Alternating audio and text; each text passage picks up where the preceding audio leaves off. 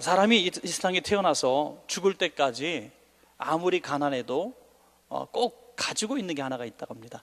아무리 가난하고 또 아무리 재산이 없고 아무것도 없어도 꼭 있는 게 하나 있다 그럽니다. 그것은 어디 전 세계를 가도 꼭 따라다니고요, 또 어떤 상황이 돼도, 아니 태어나서부터 죽을 때까지 항상 떨어지지 않는 거예요. 그게 뭘까요? 근심이라는 거예요. 근심. 지금 이 순간에도 잠깐 1초, 10초, 1분은 잊을 수 있지만은 우리 마음속에 계속 근심이란 것이 남아 있을 겁니다. 자, 지금부터 근심합시다 하면은 근심 충분히 바로 시작할 수 있습니다. 왜냐하면 어느 것부터 근심해야 될지 모를 정도로 근심의 우선순위가 몇 가지 쭉 우리 앞에 있기 때문이죠. 그래서 근심을 너무나 많이 가지고 있지만 기도 시간에도 그 근심을 제목으로 내놓아서 하나하나 해결하려고 하는 그런 어떤 마음의 여유조차, 또 차분함조차 우리에게 없을 정도로 근심이 막 엉켜버립니다. 엉켜버려갖고 나중에는 그냥 덩어리가 돼서 근심 그냥 덩어리, 떨쳐버릴 수 없는 근심 덩어리가 돼서 그냥 끝까지 우리를 괴롭히고 있는 것이죠. 그 중에 한두 가지가 이렇게 하나님의 은혜로 해결되어져도 그 덩어리는 여전히 있기 때문에 우린 근심을 계속 할 수밖에 없어요. 그러면 이렇게 평생 근심하며 살아야 하는가? 성경은 그렇게 말씀하지 않는다는 것입니다. 오늘 본문 말씀이 바로 그 말씀이에요. 오늘 놀랍게도 사도 바울이 난 근심했다라고 오늘 성경에 말씀하고 있잖아요. 근데 사도 바울이 말씀하신 그 근심의 정체가 오늘 우리들이 일상적으로 가지고 있는 그런 근심의 정체와는 상당히 거리가 먼 것을 우리가 보게 됩니다. 그래서 우리가 해야 될 근심이 있고 하지 말아야 될 근심이 있다고 성경은 말씀하고 있습니다. 오늘 이 말씀을 들으시고 바울과 같은 근심은 우리가 하되, 우리가 있는 사사로운 우리가 가지고 있는 근심들은 오늘 기도로 풀어버리고 또 근심을 떨쳐버릴 수 있는 정말 행복한 시간 되시기를 간절히 축복합니다. 여러분, 사도 바울이 오늘 고린도 교회를 향해서 오늘 편지를 쓰셨는데요, 내가 너희를 향해서 근심을 가지고 있다, 근심했다 이렇게 기록했고요, 또 하나는 너희들도 내 편지 때문에 근심을 했겠구나 이렇게 말씀하고 있습니다. 도대체 왜 그랬을까? 여러분, 고린도 교회는 사도 바울이 정말 고생하면서 세운 교회 중에 하나이지만 오늘 좋은 소식이 들려진 것이 아니라 정말 듣기에 별로 민망한 소식들이 들려진 것 같습니다. 그래서 디도편으로 책망의 메시지를 보내게 되죠.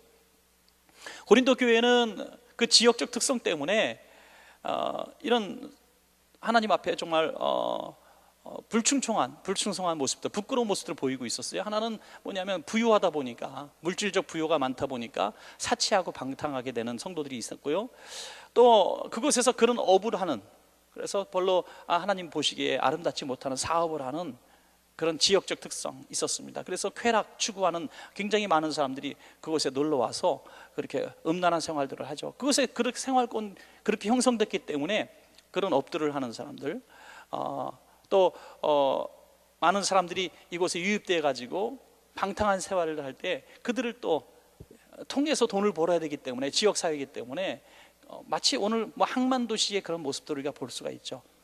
그리고 또 하나는 우상 숭배가 아주 만연했던 지역입니다. 그래서 그 우상 숭배를 이 성도들이 완전히 끊지 못하고 신앙생활을 하면서도 우상을 이렇게 섬겨지는 그런 모습들을 많이 보게 되는 것이죠.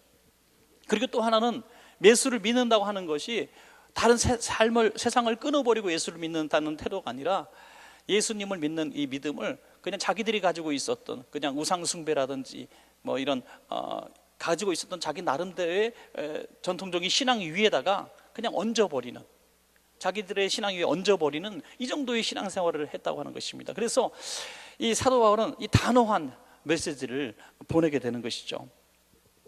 그런데 걱정이 생기기 시작합니다.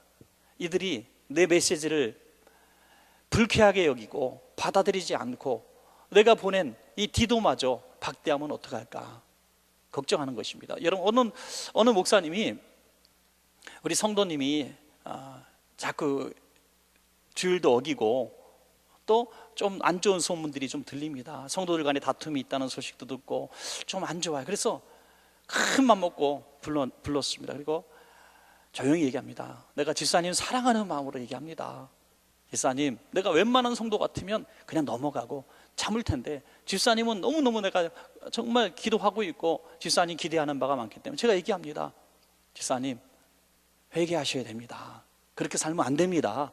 하나님이 책망하실 겁니다. 아주 단호하게 얘기를 했습니다. 그리고 돌려보내 난 다음에 얼마나 마음이 불편할까. 이런 상황이에요. 이런 상황이 지금 사도 바울에게 있는 것이죠. 제 친구 목사님은요, 교인이 어떤 사업을 해서 정말 큰 돈을 한번 벌었거든요. 그래서 그 번 돈 얘기를 본인이 하고 다녀요. 나 이번에 얼마 벌었다고 막 얘기하고. 그래서 목사님은 이분이 11조를 드리겠다고 목사님 만나자 그러더라는 거예요. 그래서 기대하는 바가 딱 있었죠. 얼마를 벌었다고 자기가 막 얘기하고 다녔어요. 그러니까 그 11조를 갖고 올 줄 알았는데 그것보다 훨씬 적은 11조를 갖고 온 거예요. 그래서 돌려보냈어요. 가져가라고 다시. 내가 들었는데 당신이 얘기한 11조하고 다르지 않냐. 또한 그 동일한 목사님이 또 어떤 일이 있었냐면 어떤 성도가 계속 교회를 빠지더래요. 그랬더니 어느 날 길거리에서 만났는데 차를 타는 걸 딱 봤어요. 서요. 안 쓰고 도망가대. 돌 들어서 자동차에 던져버렸어요. 그 다음 주에 나오더라는 거예요. 다음 주에. 그리고 그 11조 가져갔던 성도는 그 다음 주에 다 액수를 채워서 또 가지고 왔어요. 그래서 제가 그랬더라면 어떻게 될 것인가. 제가 가겠죠, 골로. 어쨌든 그런 목사님은 또 그런 스타일이 있는 거죠. 제가 갑자기 그러면은 뭐 더위 먹으셨어요? 그럴 거 아니겠어요, 여러분? 근데 저는 워낙에 착한 목사가 되나가지고 그렇게 못하지만 그런 목사님은 또 그렇게 해서 먹게. 제가 지난주 금요일날 한월산 기도원 철야 집회라고 했는데 이천선 목사님 생각이 나더라고요. 이천선 목사님은 이 앞에 앉은 성도 중에서 방언해 그래서 방언도 못해요. 모만도 못한 기억, 애만도 못한 것, 뭐 이렇게 소리쳤거든요. 그래도 막 열심히 또 방언 달라고 기도하고 은혜 받던 시대도 전설의 고향에 나온다는 얘기죠. 지금 같으면 어림도 없는 얘기죠. 그래서 이천선 목사님 흉내 내다가 쫓겨난 목사가 한둘이 아니라는 거예요. 욕을 해갖고 강단에서.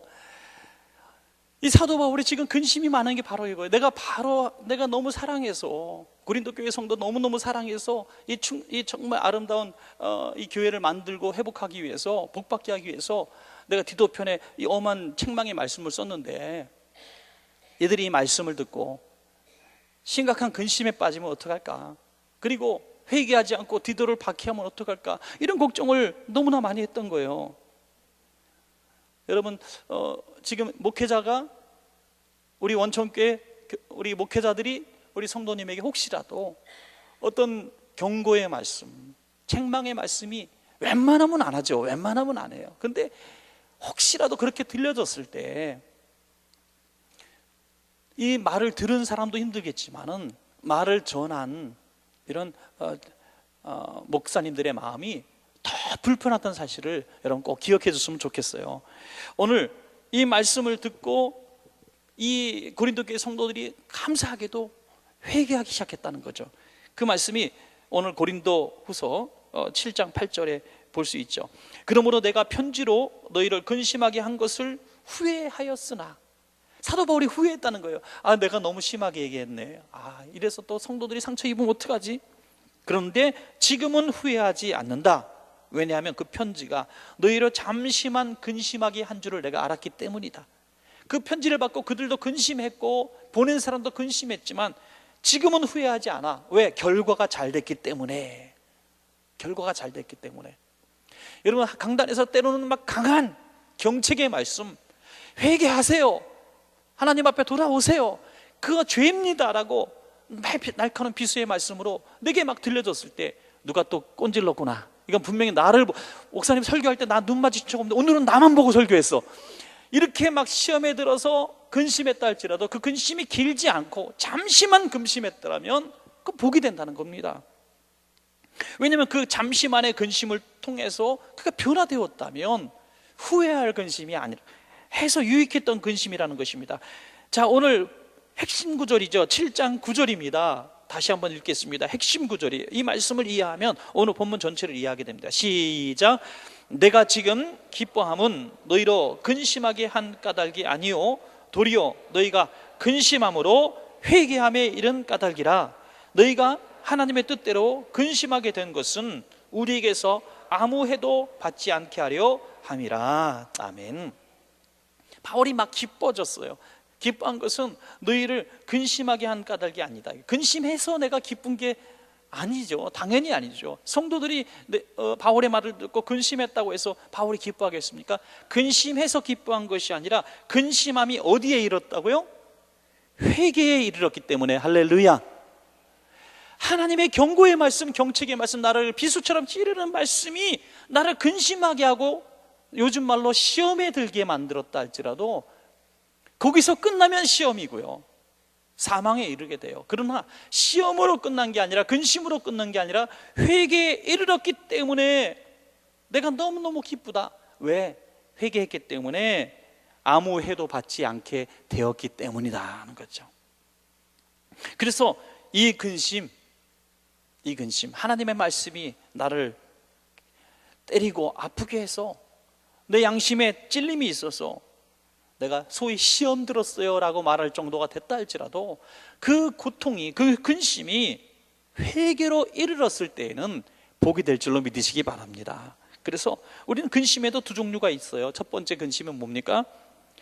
하나님의 뜻대로 하는 근심이 아닌 근심이 있다는 거죠. 오늘 고린도서 7장 10절에 그 말씀이 나오고 있습니다. 하나님의 뜻대로 하는 근심은 후회할 것이 없는 구원에 이르게 하는 회개를 이루는 것이요, 그렇죠? 세상 근심은 뭐라고요? 사망을 이루는 것이다. 그러니까 세상 근심을 하면은 사망에 이른다. 그리고 하나님의 뜻대로 근심하면 구원에 이른다. 이렇게 말씀하고 있어요. 구원과 사망을 분명히 말씀하고 있어요. 그 중요한 선택권은 어디에 있어요? 똑같은 근심이에요. 그런데 구원에 이르게 하는 근심이 있고 사망으로 떨어지게 하는 근심이 있는데 그 중간에 이것을 결정짓게 하는 굉장히 유일한 단어가 하나 있잖아요. 그 단어가 뭐예요? 회개라는 거죠. 회개함에 이르면 생명을 얻고 회개하지 않고 근심만 하면 사망이 된다, 그 말씀입니다. 우리가 근심하지 말아야 될 사망에 이르는 근심의 종류는, 가장 대표적인 것은 우리 하나님을 불신하는 그런 죄겠죠. 그러면서 하는 근심들입니다. 하나님을 인정하지 않는 거예요. 그러다 보니까 내 걱정은 내가 해야 되겠지 하는 겁니다. 우리가 심리학자들이 한 얘기는 너무나 잘 알 거예요. 우리가 살아가면서 하는 근심의 보통 40%는 앞으로 일어날 일들에 대한 근심이라고 한답니다. 내가 은퇴해서 뭐 먹고 살 것인가, 전쟁이 일어나면 어떡할 것인가, 비상식량 차단해야지, 이런 걱정들, 염려들. 그러나 그 앞으로의 염려를 하지 않고 살아가는 건 사람 약간 좀 문제가 있겠지만, 그 염려가 대비책이 있고 뭔가 내가 일해서 막을 수 있는 것들이 아닌 기우라고 하는 것들이죠. 기우. 일어나지도 않을 일이고 또 일어난다 할지라도 내가 어떻게 할 수 없는 일들. 지금 별이 하나 오는데 지구랑 부딪혀서 다 죽을 거야. 언제? 3222년 후에. 이런 것들을 염려하는 거죠. 이런 것들을. 어떤 분은 내가 병들어 죽으면 어떡할까 평생을 걱정했는데 99세까지 건강하게 사셔서, 그 얼마나 낭비된 세월입니까? 애 유치원에 보내놓고 대학 떨어지면 어떡할까, 그때부터 걱정하네.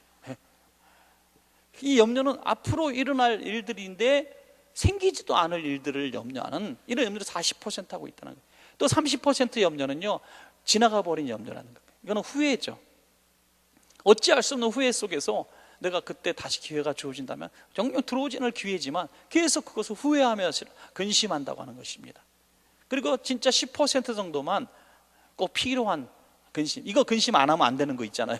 이 근심이 있어서 살아간다고 하는 것이. 그러니까 10% 정도만 근심하면 되는데 우리는 너무나 많은 쓸데없는 근심을 하고 있는데, 그 염려의 대부분은 의식주 문제라는 거예요. 먹고 사는 문제. 여러분, 이 근심 속에 확 사로잡히면요, 우리는 과거 속에 사로잡히고 앞으로 일어나지도 않을 일들에 사로잡히면 우리는 건강한 신앙생활을 절대로 할 수가 없다는 것입니다. 마태복음 6장 34절에 그러므로 내일 일을 위하여 염려하지 말라. 내일 일은 내일이 염려할 것이요 한날의 괴로움은 그날의 족하니라. 내일 일은 누가 염려한다고요? 내일이 염려한대요. 내일이. 그 염려 자체가 무익한다는 거죠. 무익하다는. 저는 우리 성도님들이 재미있는 얘기를 하는 거 듣고 지금도 기억이 나는데요. 다이어트는 언제부터 하는 거라 그래요?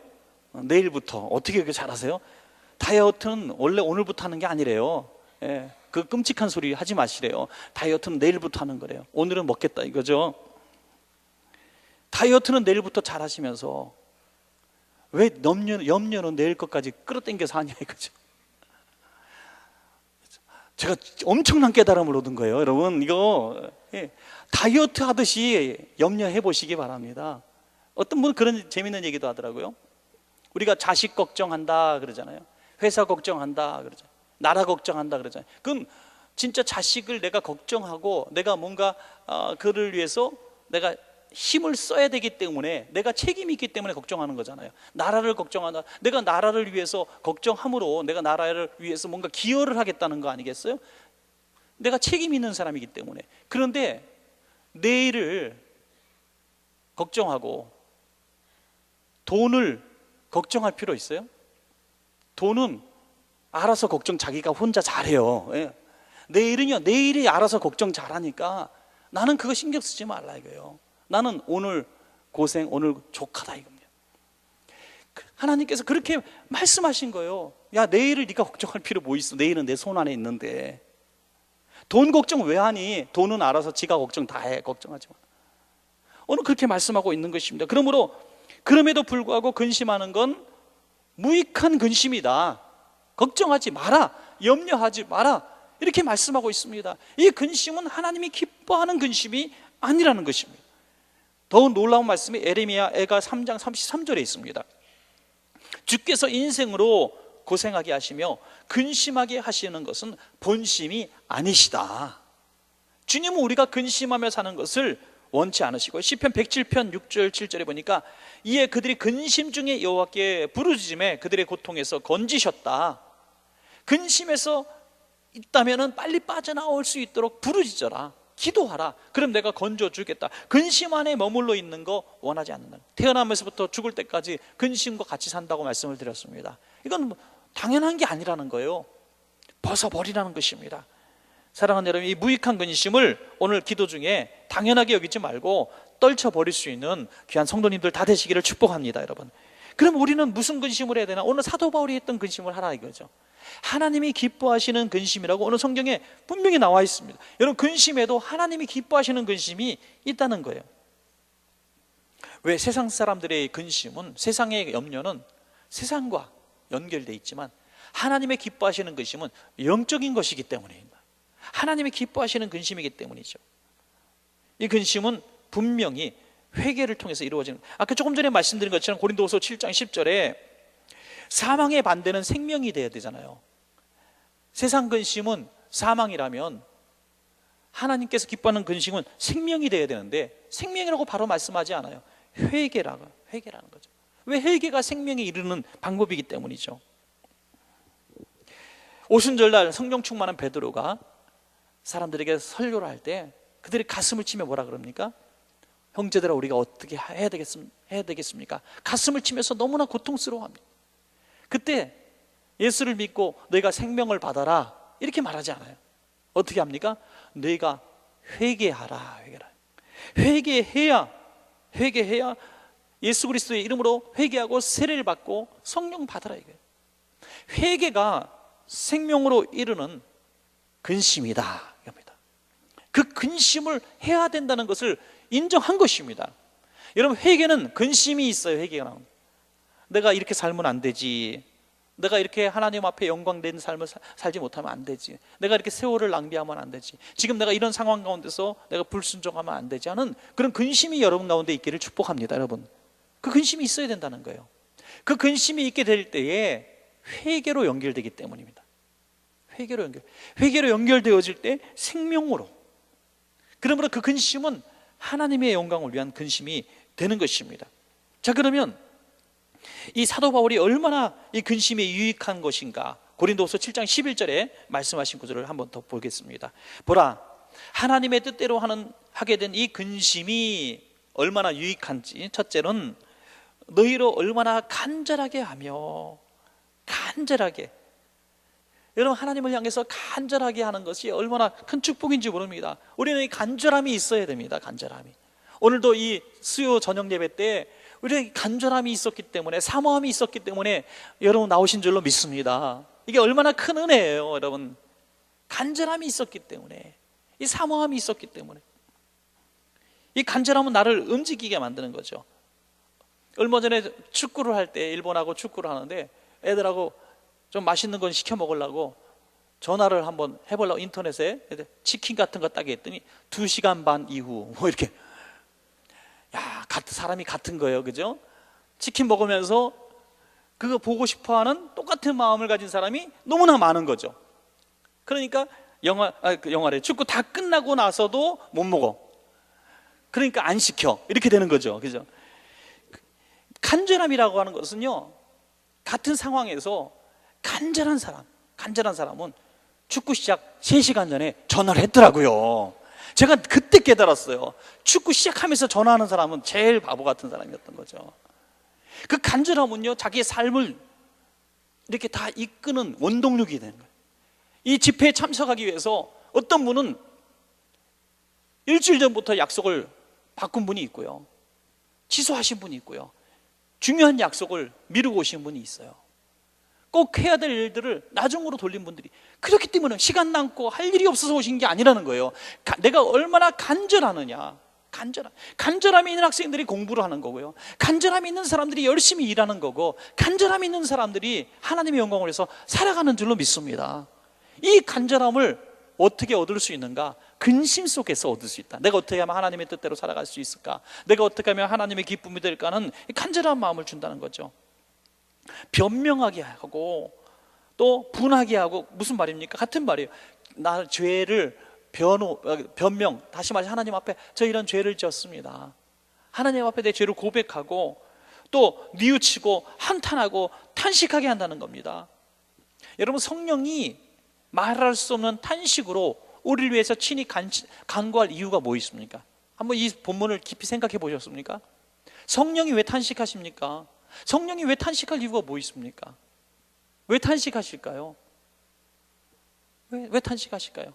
우리가 탄식하지 않기 때문이죠. 우리가 회개하지 않기 때문이죠. 우리 마음에 양심이 무뎌졌기 때문에 성령이 탄식하시는 겁니다. 입술로 말한 말씀 한마디로 죽은 자를 살리시는 예수님이 왜 나사로의 무덤 앞에서 눈물을 흘리셨을까요? 그들이 믿지 못하기 때문에 눈물을 흘리신 줄로 저는 생각합니다. 물론 나사로에 대한 그리움과 또 슬픔도 있었겠지만 끝까지 불신하고 부활 후에, 주님 재림 이후의 부활에 대해서 말하니 이게 아닌 거죠. 그래서 탄식하시는 건, 또 우리는 주를 경외하게 하고 사모하게 하고 열심히 있게 한다고 오늘 성경의 말씀, 이 모든 탄식이 어디로 이끌어집니까? 구원에 이르게 한다. 계속 말씀이 하나로 계속 동일하게 반복되지 않습니까? 하나님의 뜻대로 하는 근심은 이렇게 우리를 간절하게 하고 변증하게 하고 분하게 하고 두렵게 하고 사모하게 하고 열심히 있게 하고, 이렇게 쭉 됐어요. 그래서 이것이 어디로 향하고 있어요? 바로 구원으로 향하고 있다는 것입니다. 생명으로 향하고 있다는 것입니다. 그러므로 하나님이 기뻐하시는 근심은 다 생명이고, 이 세상 근심은 다 사망을 향해서 있다는 것입니다. 그래서 우리는 어떤 근심을 해야 되는가? 가장 중요한 핵심은 영혼 구원을 위해서 근심하라 하는 것입니다. 생명이 뭡니까? 생명은 결국 영혼 구원이거든요. 이번 명절에도 혹시 가족들 만나시는 분들이 계십니까? 가족들 만날 때 미리 결심하신 분들이 있을 거예요. 이번엔 절대로 종교 얘기하지 말아야 된다. 또 싸움판 벌어지고 중간에 오느니 가느니, 그래서 그냥 편안하게 지내다 와야 되겠다, 이런 생각을 하시는 분. 또 어떤 분은 이번에 가서 내가 반드시 내가 전도하리라, 내가 가서 무슨 수를 써서 예수 믿으라고 내가 한번 내가 강하게 얘기할 거다. 여러분, 그러나 말로 강하게 얘기해서 예수 믿는 사람들이 몇 명이나 있겠습니까? 또 그래서 그냥 얘기 안 하는 것도 문제가 되겠지만요, 삶으로 우리가 충분히 그들에게 그리스도인의 향기를 발해야 되는 것도 중요하겠지만, 정말 중요한 것은 근심해야 됩니다. 얼마나 내가 형제 구원을 위해서 근심을 하고 만나는가. 근심도 안 하고 염려도 안 하고 그냥 얼굴 봤으니까 예수 믿으라고 말하면 이건 근심의 열매가 아닙니다. 안 되는데. 해외에 유학 보내는 부모님 계시죠? 군대 아들 보내는 부모님들 계시죠? 24시간 그 자식 생각이 난다 그래. 한동안 계속 떨쳐버릴 수 없게. 이게 근심이거든요. 근심이 뭐예요? 바로 그를 사랑하기 때문이죠. 영혼을 위한 근심은 그의 영혼을 위한 근심이거든요. 싸울 이유가 없는 거죠. 내가 얼마나 우리 가족 구원을 위해서 근심하고 있는가, 이것이 지금 내 정체입니다. 내 남편, 내 아내, 우리 자식들, 우리 사촌, 팔촌, 친구, 형제, 부모님들, 내가 그 영혼을 위해서 간절히 기도한다고 하면서 명절 때만 생각나는 근심이라면 이 근심은 을을 간절하게 사모하게 하지 못하고 그의 영혼을 사망의 생명으로 이끌 수 있는 힘이 되지 못한다는 것입니다. 그래서 그 영혼을 위해서 오늘부터 근심하시기 바랍니다. 예, 근심해야 됩니다. 근심하게 되면 식욕도 떨어지고 근식도 하게 되고요. 근심하게 되면 패로해.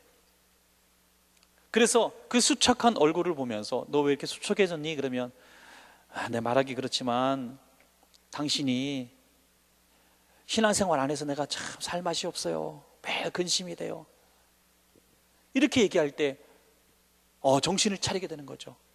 내가 예수 안 믿는 게 이 사람한테 이렇게 근심이 되는구나. 이럴 때 역사가 일어나는 거 아니겠습니까? 로마서 9장 1절에 보니까 바울의 고백입니다. 내가 그리스도 안에서 참말을 하고 거짓말을 아니하노라. 나에게 큰 근심이 있는 것과 마음에 그치지 않는 고통이 있다. 이 고통이 뭡니까? 내 고륙 형제 친척의 영혼권을 위해서. 얼마나 마음에 그치지 않는 고통이 있었다고 내가 참말을 이야기한다. 이렇게 고백하고 있는 것입니다, 여러분. 또한 우리는 무엇을 근심해야 될까요? 하나님을 향한 첫사랑을 회복하기 위해서 근심해야 될 줄로 믿으시기 바랍니다. 우리 모두 주님 만난 첫사랑을 다 가지고 있을 거예요. 첫사랑, 첫 믿음, 하나님께서 우리를 만나주셨던 그 은혜, 그런 것들을 많은 신앙생활하면서 우리는 잊어버립니다.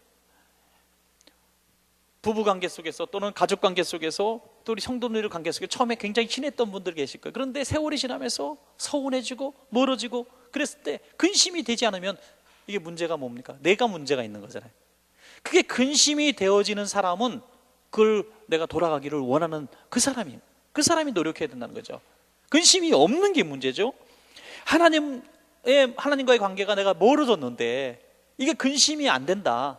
전에처럼 찬양하는데 행복하지 못하고, 전에처럼 기도하는데 기도가 즐겁지 못하고, 전에처럼 예배하는데 예배가 감격이 되지 못하면 이거는 뭐가 문제냐? 바로 내가 이 문제를 가지고 근심하지 않았다는 겁니다. 근심하게 되면 더 하나님 앞에 매달리게 되고 더 찬양을 뜨겁게 해야 되고 더 기도하게 됩니다. 그러면 내가 이 영성을 회복하게 되고 이 사망으로 떨어질 나의 영혼이 다시 생명으로 회복되는 줄로 믿습니다, 여러분. 요한계시록 2장 보니까 에베소 교회를 향해서 이렇게 말씀하죠. 너를 책망할 것이 있나니 너희 처음 사랑을 버렸느니라. 그러므로 어디서 떨어졌는지를 생각하고 어떻게 하라고? 여기서 동일한 키워드가 나와요. 회개하여 처음 행위를 가지라. 할렐루야. 똑같아요. 사망에서 생명으로 올라가는 유일한 방법은 회개라고 하는 거죠. 우리가 근심한다는 게 뭡니까? 오늘 사도 바울이 똑같은 얘기를 해요.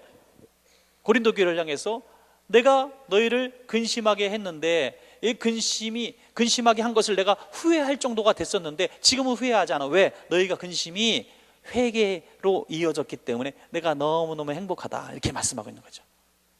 이 근심이 회개로 이어져. 내가 하나님과의 관계가 멀어진 것에 대해서 내가 다시 근심하다가 회복되었다 하는 거죠. 자, 마지막 하나 더는요, 주의 몸된 교회를 위해서 또는 나의 사역을 위해서 주신 사명을 위해서 근심할 줄 알아야 한다는 것입니다. 여러분, 집 걱정 늘 하잖아요. 바람 잘 날 없다. 가지 많은 나무는 바람 잘 날 없다. 이런 얘기 있잖아요. 뭐 그 뜻풀이는 다 알 겁니다. 자식 많은 부모는 늘 근심이 많다. 뭐 그런 얘기죠. 그러면 이렇게 얘기하시죠. 가지 다 쳐버리시면 될 걸. 자식들 다 떨려 보내고 네 갈 길 살아라, 네 멋대로 살아라 하면 편할 텐데, 그러면 웃고 말죠, 그죠? 네 자식 아니니까 말 함부로 안 해, 그러잖아요. 그런데 우리가 교회는 생명이고 교회는 우리 가족이고 원천 가족이라고 얘기하면서 조금만 서운하면 네가 갈 길 가라, 우리의 인연은 여기까지인가 보다, 이렇게 영화 대사를 말하고 그러잖아요. 그죠? 너무나 쉽게 버려요. 교회도 너무나 쉽게 받고, 교회 안에서 맺어진 관계들을 형제님, 자매님, 뭐 가족 이렇게 얘기하다가 너무 쉽게 헤어져요. 그 뭡니까? 근심조차 안 했기 때문이죠. 근심해야 한다는 거죠. 가족이 조금 사원해지고, 내가 자식한테 훈계하려고 했는데 자식이 잘 받아들이지 못하고 문 쾅 닫고 나갔어요. 그래서 이틀째 집에 안 들어와. 그러면 그 부모가 잠을 제대로 잠은 정상적인 부모가 아니잖아요. 경찰서 가고 친구들 전화 걸고 밤길 울면서 다니면서 어디가 있을까? 밥은 제대로 먹는가? 근심하는 게 가족 아닙니까? 그게 근심이잖아요. 우리 교회 성도가, 내 구역 식구가 아파하고 힘들어하고 신앙생활 제대로 못하고 교회도 지금 몇 주째 안 나오는데 지 믿음 지가 지켜야지 뭐 이렇게 얘기한다면 이건 근심을 전혀 안 하겠다는 태도거든요. 하나님은 근심하기를 원하신다는 거예요. 그 성도를 위해서, 그 영혼을 위해서 근심해야 된다는 겁니다. 오늘도 장례식을 좀 전에 갔다 왔는데 바로 몇 주 전에 장례를 치른 분이 타셨어요. 그래서 이제는 위로를 다시 갚으러 가시는군요. 전 그랬죠. 위로를 받았던 분은 위로를 갚아야 되는 거 아니겠어요? 우리 모두 마찬가지야. 오늘 장례식 치른 우리 성도님도 참 너무 감사했어요. 작년에 등록하시고 처음 예수 믿고, 그리고 올해 봄에 세례를 받으셨어요. 그리고 오늘 돌아가신 거예요. 어저께. 참 1년의 세월, 1년, 딱 1년. 1년의 세월 동안 신앙에 갖게 되고 또 한 반년의 세월 동안 주님을 영접하고 천국을 확신하고 편안하게, 그래서 그 가족들이 같이 세례 받고 같이 예수 믿게 되고 이제 자녀도 교회를 나오고 이런 상황이 된 거예요. 그 짧은 1년의 세월이 평생 동안 이루지 못한 일들을 이뤘어요. 이렇게 되기까지는 하루아침에 된 게 아니다. 그분들의 영혼을 위해서 누군가 근심했기 때문인 줄로 저는 믿습니다. 거저 이루어진 구원은 하나도 없어요.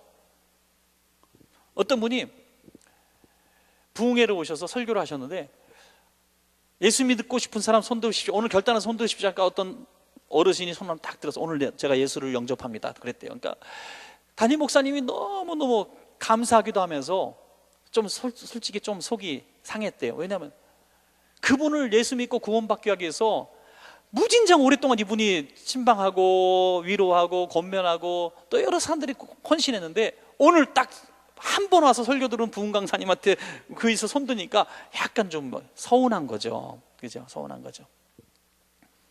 그래서 이 부흥 강사님도 자기가 능력이 있는 줄 알았대요.